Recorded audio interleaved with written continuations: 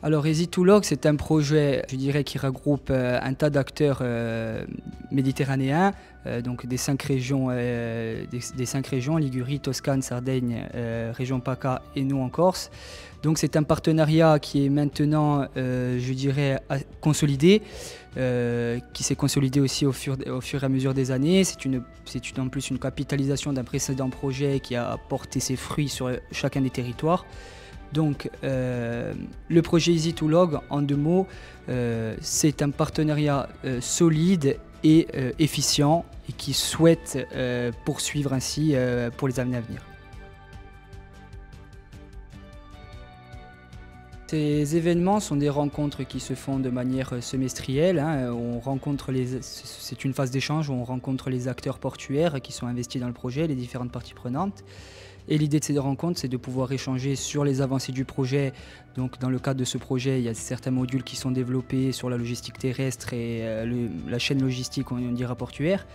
Et l'idée, c'est de pouvoir échanger avec eux, de pouvoir avoir quelques retours d'expérience aussi sur ce qui est vraiment attendu, s'il y a des implémentations à faire, s'il y a des intégrations à avoir sur les modules. Voilà, ils sont force de proposition et l'idée, c'est de pouvoir créer justement des modules qui soient fidèles et on dira à leurs ambitions et qui leur servent de manière simple.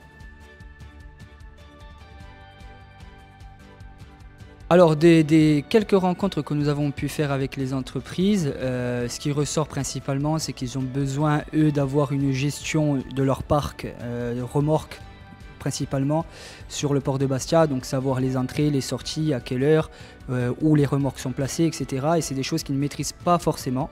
Donc ils ont besoin d'avoir ce retour là via les modules que nous développons.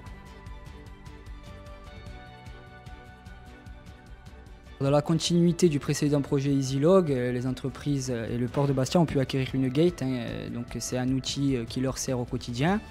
Et aujourd'hui, les attentes sont quand même élevées. On a quand même un gap en numérique qui est à rattraper. Et aujourd'hui, si on arrive à avoir des outils au vu de la logistique, au vu du foncier dont on dispose sur le port de Bastia qui est quand même restreint, si on arrive à acquérir des outils numériques et logistiques qui permettent de gérer le parc de manière optimale, ça sera l'avantage. Donc aujourd'hui, elles ont des attentes quand même assez poussées, elles ont besoin d'avoir une gestion complète de leur parc remorque, de pouvoir contrôler les entrées, les sorties, de pouvoir savoir où sont leurs remorques à quelle heure. Et bon, voilà, il y a toute une logistique à mettre en œuvre via ces outils numériques.